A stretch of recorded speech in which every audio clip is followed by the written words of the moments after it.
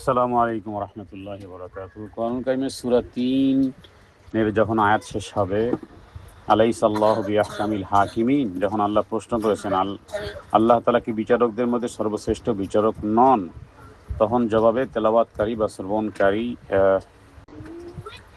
বলবে বালা ওয়া আনা আলা যালিকা মিনাশ শাহিদিন। তার মানে হ্যাঁ, অবশ্যই আল্লাহ, এবং আমি এই বিষয়ে অবশ্যই সাক্ষী দিচ্ছি। তো এটি বলা সুন্নাহ কিনা?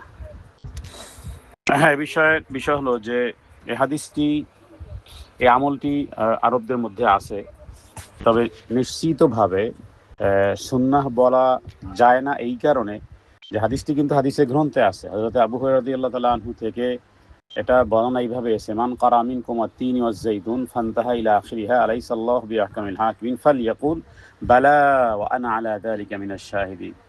তার মানে তোমাদের কেউ যখন ওয়াত-তিন ওয়াজ-যাইতুন সূরাটা পাঠ করবে এবং এর শেষে যখন যে আয়াতে এসেছে আল্লাহ কি বিচারকদের মধ্যে সর্বশ্রেষ্ঠ নন, আয়াতে যখন পৌঁছে সে যেন বলে অবশ্যই, এবং আমি এই বিষয়ের উপর সাক্ষ্য দিচ্ছি হে আল্লাহ। এটি সুনানে আবু দাউদে হাদিস আছে এবং জামিআ তিরমিজিতে হাদিসটি আছে। এখন সমস্যা কোথায়? সমস্যা হলো যে এই হাদিস ইমাম তিরমিজি উল্লেখ করার পরে বলেছেন যে হাদা হাদিসুন ইন্নামা ইউরা বিহাদাল ইসনাদি আনিল আরাবি আন আবি হুরায়রা। মানে এই সনদে পরম্পরার যেই চেইন অফ কমান্ড যেটা আছে, সূত্র যেটা আছে, এর মধ্যে একজন ব্যক্তি আছে যে মাজহুল মানে অজ্ঞাতনামা। বাস এই কারণে হাদিসটিকে দুর্বল হিসেবে সাব্যস্ত করা হয়েছে।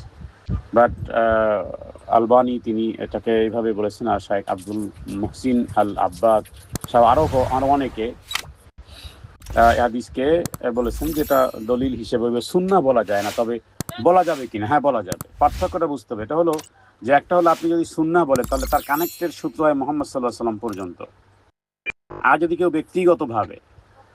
ব্যক্তিগতভাবে বলে যে আল্লাহ আপনি অবশ্যই আপনি কি মহাবিচারকদের মহাবিচারক নন, অবশ্যই আপনি মহাবিচারকদের বিচারক, তেমন অর্থগতভাবে এটা বলা যেতে পারে বালা ওয়া আনা আলা যালিকা মিনাশ শাহিদিন। কিন্তু সুন্নাহ হিসেবে নিয়মিত আমল করা, যেহেতু কোনো শক্তিশালী দলিল নেই, বিশেষ করে সালাতের মধ্যে ইমাম বা মুক্তাদি প্রত্যেকবার এটাকে সুন্নাহ মনে করে নিয়ম বানিয়ে নেওয়া যাবে না। তাহলে গুরুত্বপূর্ণ সংশোধন হলো যে তেলাওয়াতকারী বা শ্রবণকারী জন্য পড়া সুন্নাত, এই কথাটা আমরা বলবো না, বরং আমরা বলবো যে এই ধরনের আমল এটা বলা যেতে পারে, তবে সুন্নাহ মনে করে বলা যাবে না। কারণ সুন্নাহ মনে করে বলা যায় না এই কারণে যেহেতু স্ট্রং দলিল নেই। বাকি কথা তো সত্য, ঠিক আছে, আল্লাহ কি মহাবিচারকদের বিচারক নন, তা আপনি কি বলবেন? না বলবেন তাহলে ঈমান থাকবে? নাউজুবিল্লাহি মিন যালিক। অবশ্যই তিনি মহাবিচারকদের মহাবিচারক, অতএব সুন্নাহ হিসেবে বলবো না, ব্যাস। কিন্তু এরকমের একটা হাদিস আছে কিন্তু সূরা কিয়ামার মধ্যে, যেখানে আল্লাহ তাআলা বলছেন যে আল্লাহ তাআলা কি মৃত্যু ব্যক্তিকে জীবিত করবেন না, আন ইউহিয়াল মাউতা, তখন কিন্তু বালা বলার আমল প্রমাণিত এবং মুহাদ্দিসগণ সেটাকে সহিহ বলেছেন। তার মানে সূরা কিয়ামার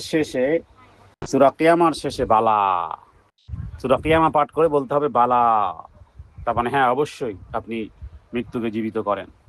জি, ওটি দলিল, স্ট্রং দলিল আছে।